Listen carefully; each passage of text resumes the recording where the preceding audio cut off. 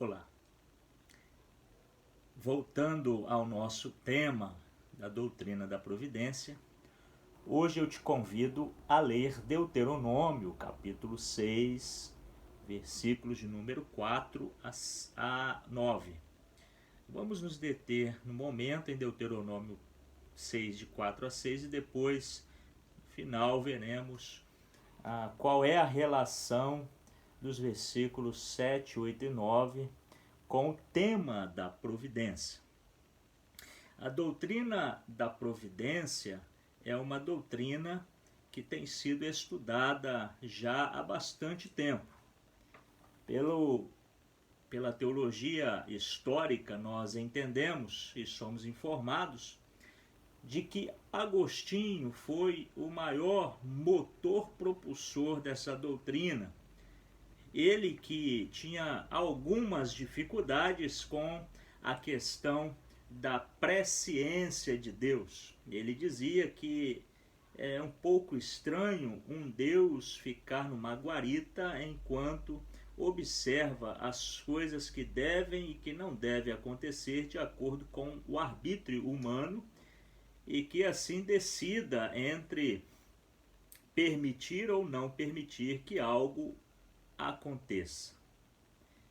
Como relacionar o Shema Israel, que é exatamente o trecho da Bíblia que estamos agora conversando, com a doutrina da providência? A primeira coisa que nós precisamos fazer é identificar a localização do Shema Israel dentro do texto. Shema Israel é aquela porção da Bíblia, do capítulo 6, versículo 4 até o versículo de número 9, que é chamado assim devido às suas primeiras palavras do versículo 4. Em muita evidência fica o verbo Shema, a qual leva o nome da oração e também da primeira confissão de fé de Israel, assim historicamente e dogmaticamente identificada. O Shema Israel também está localizado numa porção do Talmud chamado Sukkot, no capítulo 42.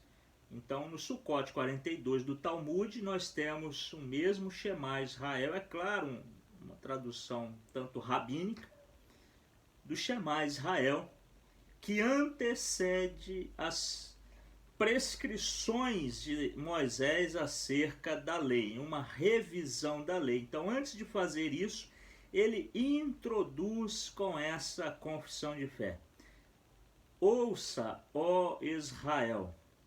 O verbo Shema, ele aqui aparece no seu grau cal, na terceira pessoa do singular, o que indica um tanto de solicitude ao que será escrito após a frase Shema.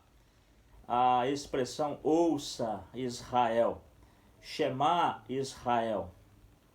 O capítulo 6 de Deuteronômio introduz uma coleção de leis. Então esse Shema Israel, ele antecede as leis que virão na sequência dos capítulos 12 ao 36 de Deuteronômio.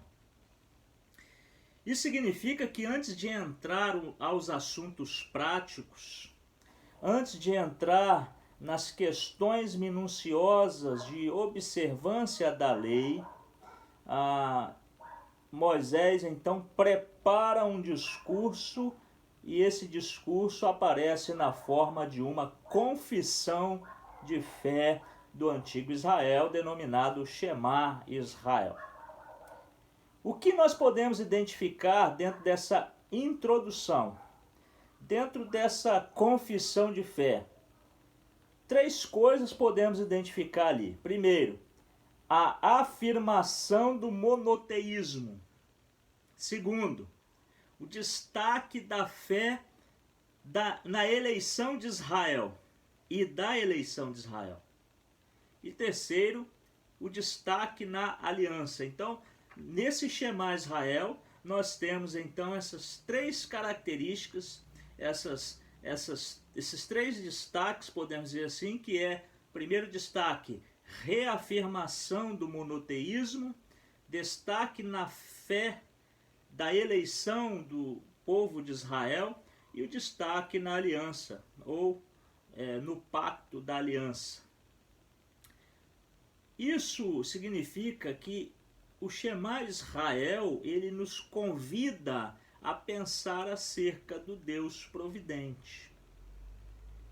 Quando pensamos em providência, nós precisamos relembrar que existem elementos que identificam a doutrina da providência. Fazendo então uma breve revisão dos vídeos anteriores, nós sabemos que existem elementos clássicos e elementos mais modernos, vamos dizer assim, que identificam a doutrina da providência, a saber, preservação, concorrência e governo. Esses três nós denominamos de elementos clássicos para a identificação da doutrina da providência. Preservação, concorrência e governo. E num cenário mais moderno, nós identificamos então alguns teólogos que adotam apenas dois elementos. Por exemplo, podemos citar o Dr. Russell Shedd, também antes dele, bem antes, Charles Hodge, e antes desses dois, João Calvino, identificavam apenas a doutrina da providência apenas com o elemento da preservação e do governo de Deus acerca da sua criação.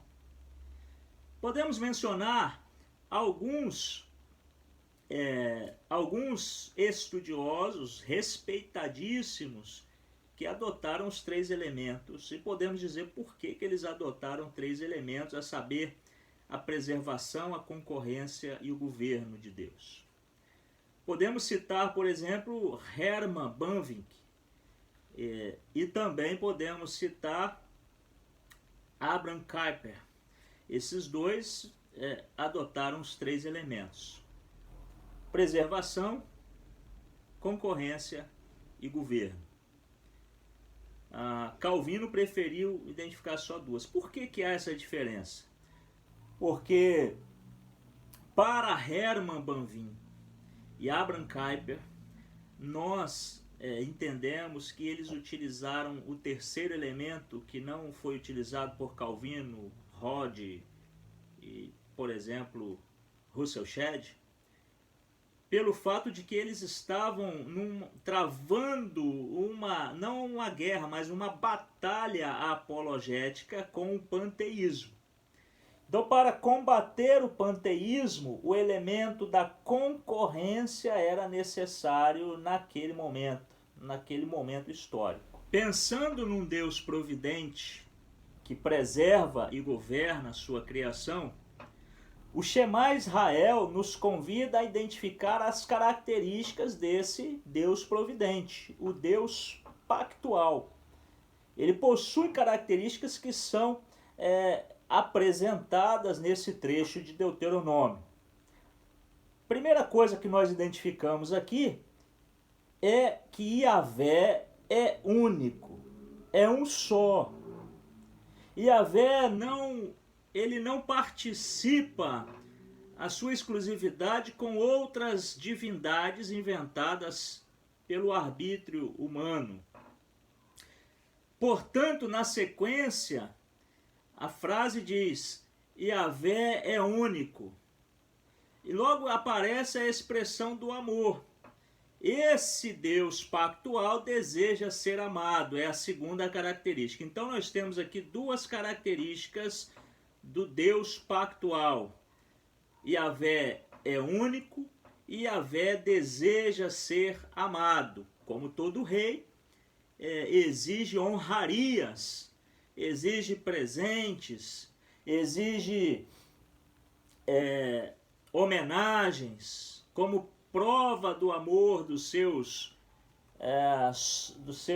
governados. E ele que governa agora apresenta o desejo que deveria entrar após a indicação de sua unicidade, é que ele deseja ser amado. Ame ao Senhor teu Deus, diz o texto. E essa afirmativa vem como um pedido, vem como uma solicitação, e uma solicitação grave, com um tom solene de urgência. O povo não teria escolha, mas se não o fizesse, é claro, sofreria as sanções daqueles que desrespeitam decretos reais, como todo rei que castiga, como todo rei que pune aqueles que não observam os decretos do rei que os sustenta em sua divina providência, e que os preserva em sua divina providência, e que os governa em sua divina providência. É claro que muitos desses súditos do rei querem ainda hoje, na pós-modernidade, usufruir de toda a riqueza do reino sem honrar o rei. Essa é uma discussão para um outro tema. O fato é que aqui nós temos, primeiro, um Deus único, um Deus que é um só. Segundo, esse Deus deseja ser amado. Em sua divina providência, ele preservará o seu povo, ele governará o seu povo, mas ele deseja ser amado. Não que isso implique nos resultados da sua divina providência. Não significa que se, ao amar o rei, ele então preservará e governará de forma poderosa e soberana os seus súditos. Ele governará e preservará de acordo com os seus decretos.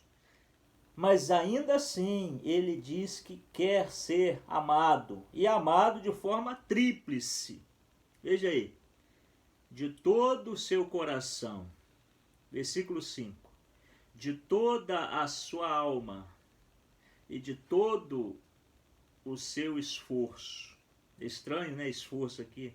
Vou ler novamente. De coração, de alma e com toda a força. O que significa isso? Significa que aqui, através de uma inspiração divina, o escritor bíblico mostra como esse Deus precisa ser amado. Primeiro, de coração, a raiz do substantivo aí é leve. De coração significa de dentro das entranhas. Mas não só de coração, de alma. A expressão da raiz aqui é nefesh. E a última é de toda a sua força, ou com toda a sua força, que é a expressão hebraica meod, que aparece.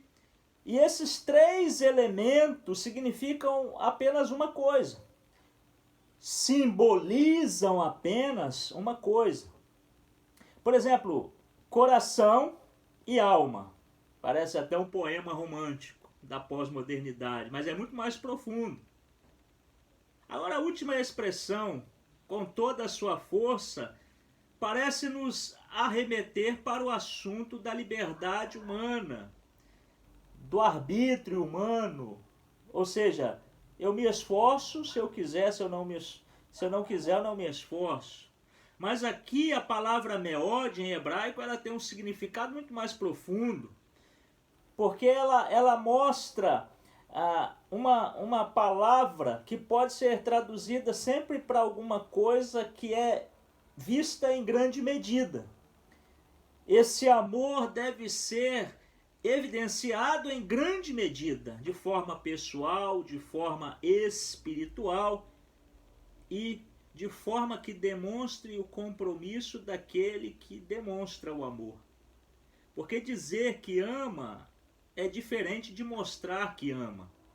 Logo, quando o Shema Israel mostra que é preciso amar a Yahvé de todo o coração, de toda a alma e com toda a força, o símbolo máximo dessas três figuras é a lealdade. O que o rei supremo e soberano espera é que os seus súditos sejam leais a ele. E essa lealdade é a forma de Israel demonstrar o quanto ama a Deus. Sem obediência e sem lealdade não há possibilidade de demonstrar amor a Yahvé. Isso significa, então, resumindo, que aqui nesse texto Israel é um só povo, com um só Deus, sob os ensinamentos de uma só Torá. E isso é importante para entender a doutrina da providência. Porque somos governados e preservados por um rei que possui decretos reais. E eu quero voltar aqui no velho Rodi, o Charles Rod, falando sobre providência. Ele identifica a providência semelhante a um conceito moderno de administração. Veja bem, ele diz: a providência é uma ideia pressuposta no conceito de administração. A administração eficaz das coisas decretadas por Deus. Veja bem o que Charles Rod diz. Isso significa então que a vida do ser humano, a vida dos súditos, ela está nas mãos de Deus. A vida, ela possui duas naturezas, a vida física e a vida eterna. Assim como a morte também existe na sua forma física e na sua forma eterna, como conhecemos. E essa vida física e a eterna que herdamos e ganhamos pela graça soberana de Deus dependem do Senhor pactual. E Yahvé reina preservando e governando de forma suprema e soberana. E como vimos aqui, nessas duas características do Shema Israel, esse Senhor que é único e é amável e que quer ser amado, ele requer atenção, diz o versículo 7. 24 horas do seu tempo, a atenção dos súditos devem ser dirigidas ao rei. Por isso o versículo 7 enfatiza, quando você estiver sentado, medita nessas coisas. Que coisas? Os decretos do rei. Sentado, em pé, andando. Quando deitar, quando levantar, o tempo todo. Os decretos do rei devem ser honrados, respeitados em plena lealdade como demonstração do amor de seus súditos para com o rei. Segundo, os versículos 8 e 9 demonstram que além de requerer atenção, esse texto demonstra também prioridade. Esse Senhor que preserva e governa requer prioridade. Por isso, tem que colocar ela na frente dos olhos, na tábua do coração, amarrada na porta. Os decretos reais devem estar em toda parte para que não se esqueça e para que se dê prioridade ao que o rei está pedindo. O rei não só está voltando, como muitas pessoas colocam no Facebook. Ele não só está voltando, ele já reina. E esse Senhor que reina supremo requer atenção e requer prioridade, conforme diz o Novo Testamento em Mateus capítulo 6, versículo 33. Buscai primeiro o reino de Deus e a sua justiça, e todas essas coisas vos serão acrescentadas. Eu quero encerrar lendo acerca dessa tensão entre a soberania do Deus providente e sua criação, essa relação, a liberdade do homem que é criatura com a soberania do Deus que é criador.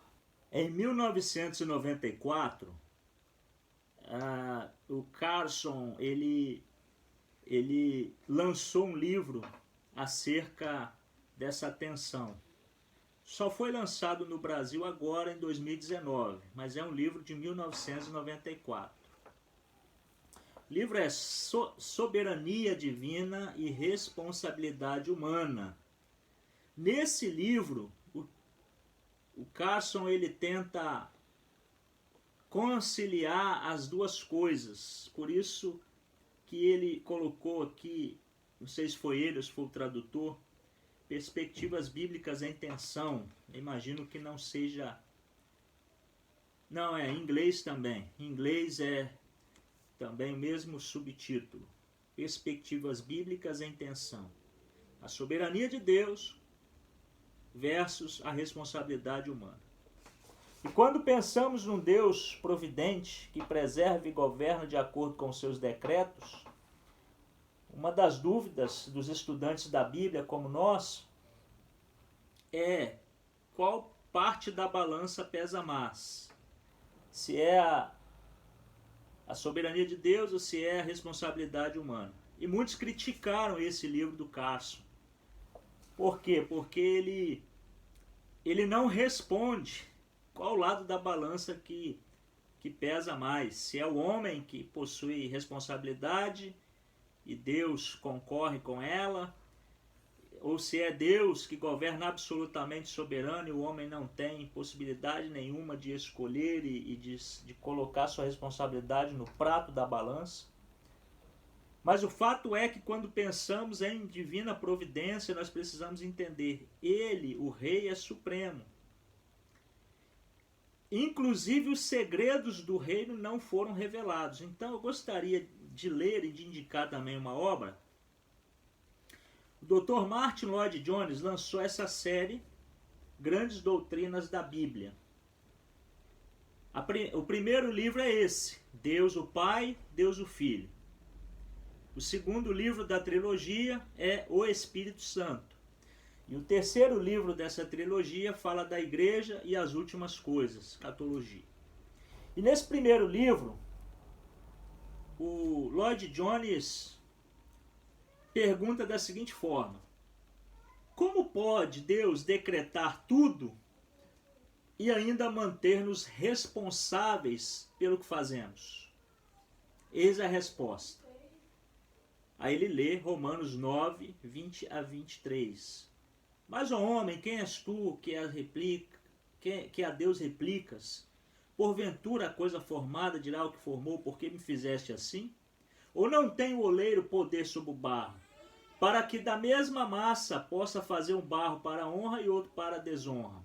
E que direis se Deus, querendo demonstrar sua ira e dar a conhecer o seu poder, suportou com muita paciência os vasos da ira preparados para a perdição, para que também desse a conhecer as riquezas da sua glória nos vasos de misericórdia que para a glória já dantes preparou. Romanos 9, 20 a 23. E aí ele conclui: mas talvez vocês perguntem, como você concilia essas duas coisas, né? E aí olha a resposta do Martin Lloyd-Jones. Respondo: não posso. Sei que a Bíblia me afirma as duas coisas, que o homem, em certo sentido, é um agente livre, e em contrapartida, que os decretos eternos de Deus governam todas as coisas. De forma que um dos segredos do reino é que Deus decretou todas as coisas na eternidade e cobrará do homem a responsabilidade em observar os seus decretos, inclusive daquilo que ele decretou. Isso significa, então, que a resposta de Martin Lloyd-Jones é muito sábia, uma vez que a Bíblia não responde como Deus opera essas duas coisas, como se dá essas duas coisas. Mas uma coisa é certa: o homem é um agente livre, e em contrapartida, os decretos de Deus governam todas as coisas. Espero que você tenha gostado desse vídeo. Compartilhem, se inscrevam quem não se inscreveu e até a próxima, quando vamos entrar exatamente no assunto dos decretos de Deus versus a liberdade humana e sua responsabilidade.